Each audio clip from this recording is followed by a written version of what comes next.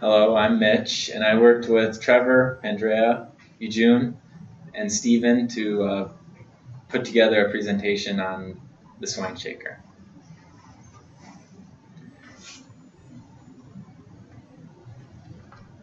So the thing about moving hogs is that it's very tough work. Out of the 4 farmers we've interviewed, each of them said that it's not fun to move pigs.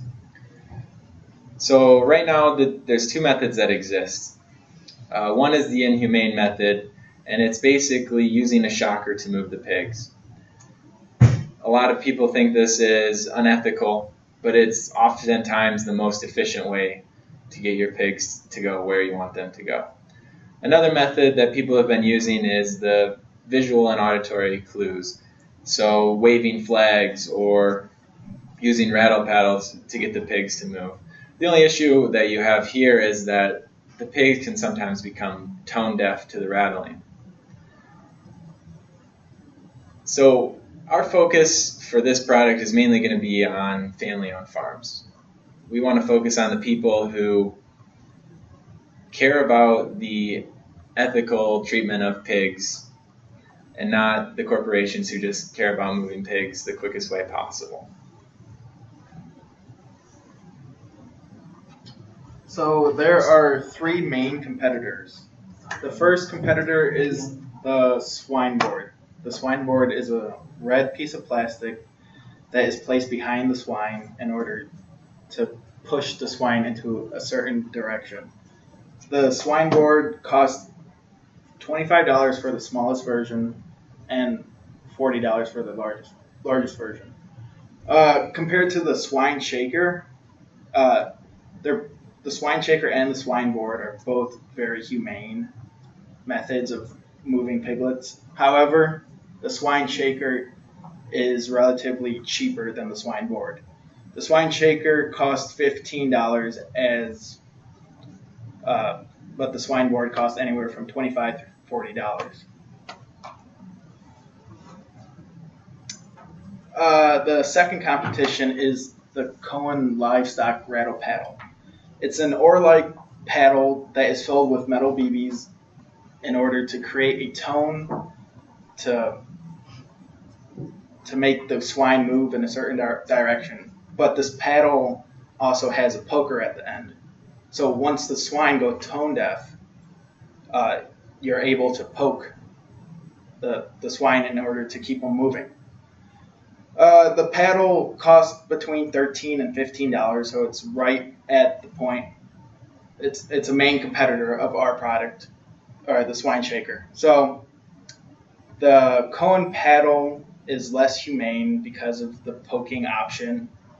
Also, another main advantage of the shaker, the swine shaker, is it's able to switch the tones, so it's the pigs won't go tone deaf compared to this rattle paddle that cannot change tones. And the final competitor is the Hot Shot. The Hot Shot is an electric prod that farmers use to shock swine in order to keep them moving. Now, this is the most inhumane option. It causes damage to the swine's meat, which results in a $22 million loss in the industry every year. Also, another main disadvantage of this product is it costs $50 through $150, whereas our product only costs $15.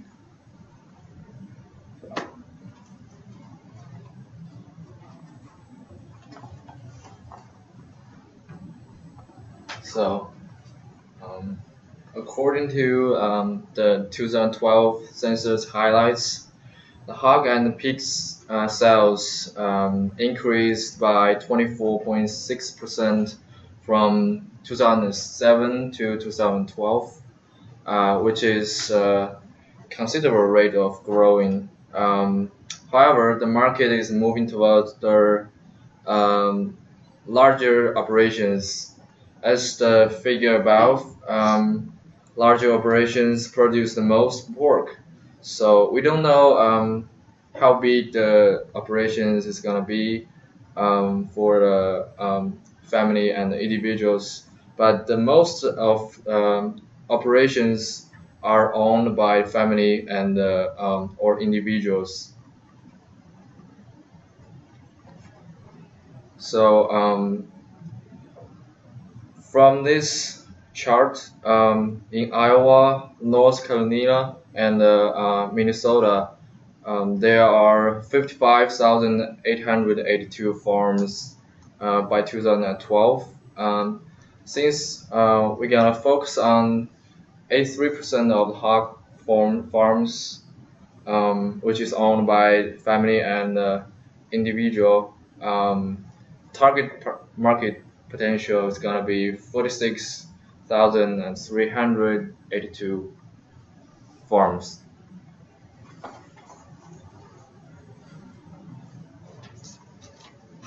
All right, so as far as recommendations go, we recommended for business strategy customer acquisition, and below that we did door-to-door sales, which we said we would hire sales representatives and pay them in commission so they'll be motivated to sell.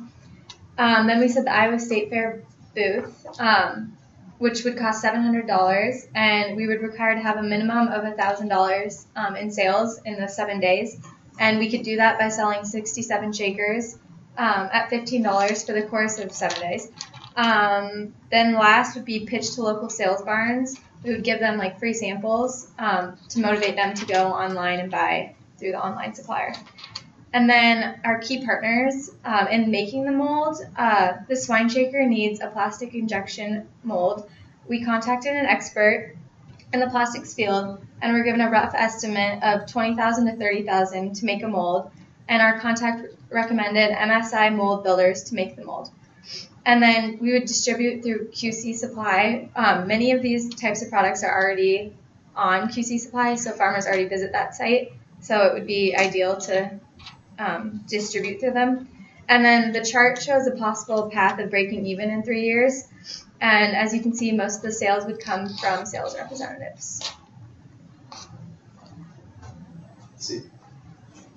So yeah, going on this chart, in order to break even in 3 years, most of our sales are going to be indirect sales, which means that not all of the profits are going to come straight to us. We're going to have to pay a percentage of this profit into our sales representatives, into other things. This lower number, this direct sales, basically comes from our booth at the state fair, areas where we can make 100% profit on our sales. But the tricky thing about looking at this graph is that even though we're increasing our sales per year, we need to own almost 6% of the marketplace in order to break even. This is going to become a very difficult thing to do.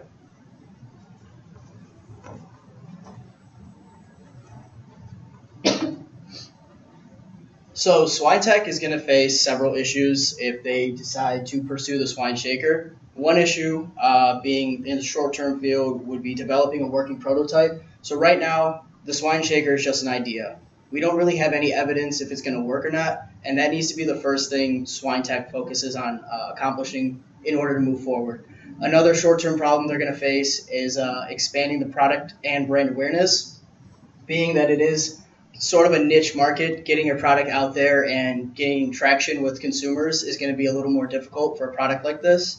And another short-term issue is going to be demonstrating that competitive edge. So as I stated before, right now it's just an idea. We don't have a working prototype. So demonstrating that competitive edge over, say, the cattle prod or the swine board is going to be rather difficult.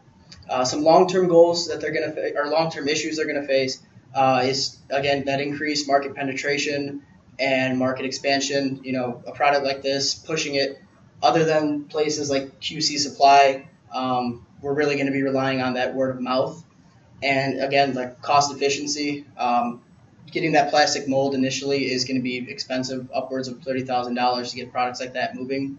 So overall, feasibility-wise, we said it probably wouldn't be a good idea to pursue due to the small market, high cost, and the fact that there are already well-established competitors in the same field.